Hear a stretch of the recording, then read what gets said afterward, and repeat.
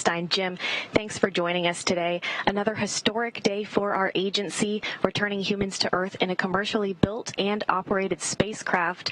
How is this mission paving the way for the future?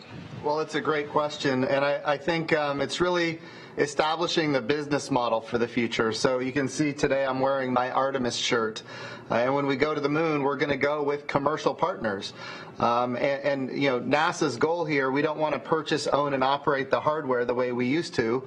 We want to be one customer of many customers in a very robust commercial marketplace in low Earth orbit, but we also want to have numerous providers that are competing against each other on cost and innovation and safety, and really create this virtuous cycle of economic development and capability. And that's what today's return is going to represent. This is the next era in human spaceflight, where NASA gets to be the customer.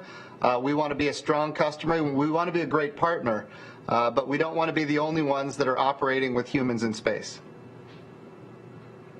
And while on board, Bob and Doug were, of course, conducting science experiments and spacewalks. And how are NASA's efforts on this station contributing to life back here on Earth?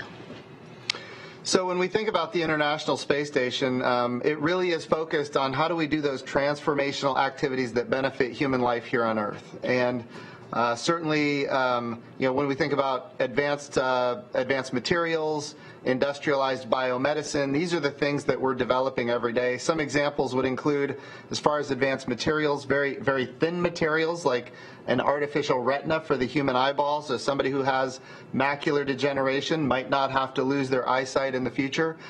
We can only create materials that thin in the microgravity of space. We cannot do it here in the gravity well of Earth. But that's just one of so many examples. When we think about how we compound pharmaceuticals, when we think about how we you know, create immunizations for things like salmonella and other diseases, these are capabilities that are available to us because of the resource that is microgravity.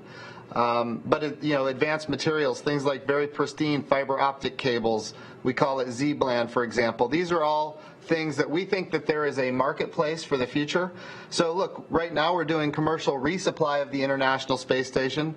As of today, when Bob and Doug come home safely, we will be doing commercial crew to the International Space Station. The next big thing is we need commercial space stations themselves. And in order to create the market for commercial space stations, we have to have these transformational capabilities that come from the microgravity environment. And that's really what we're developing right now. And as you know, a big day for NASA today, but how about a big week? This week alone, we launched Mars 2020. Artemis 1's launch vehicle stage adapter was delivered to Kennedy Space Center.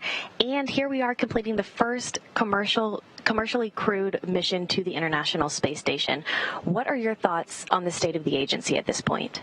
So make no mistake, NASA's budget right now is the highest it's ever been in nominal dollars. And it's at, you know, $22 billion. The budget request that President Trump gave us that is before the House and the Senate right now is $25.2 billion. It's not just about sustaining, you know, capabilities like commercial crew, commercial resupply, the International Space Station. It's also about developing new capabilities so that the United States of America can stay the preeminent spacefaring nation. It's why we created the Artemis program to go to the moon sustainably with commercial partners and international partners to use the resources of the moon to live and work for long periods of time, and then take all of that knowledge onto Mars. And of course, as you mentioned on Thursday, you know, we launched another Mars mission. The most sophisticated robot that NASA has ever developed is right now on its way to Mars, and we're going to prove that we can turn the carbon dioxide atmosphere of Mars into pure oxygen for life support. But there's so many other things. We're looking for life on another world. We're looking for signs of ancient life on Mars. We're talking about microbial life, but life nonetheless. And this is really a bright moment for NASA. I want to be clear, though. We need support from our members of Congress in both the House and the Senate. We need to be able to get that $25.2 billion budget that we have requested. And so I'm working with members of Congress and senators on both sides of the aisle every day, doing town halls across the country. We are in great shape. But in order to stay #1 in the world, we're going to need the resources that the president has requested. Jim, thanks for joining us today. Such an exciting day. And in case you missed it just moments ago, both SpaceX and NASA are both a go for deorbit burn. So with that, we'll send it back to Dan and Kate at Hawthorne for the latest.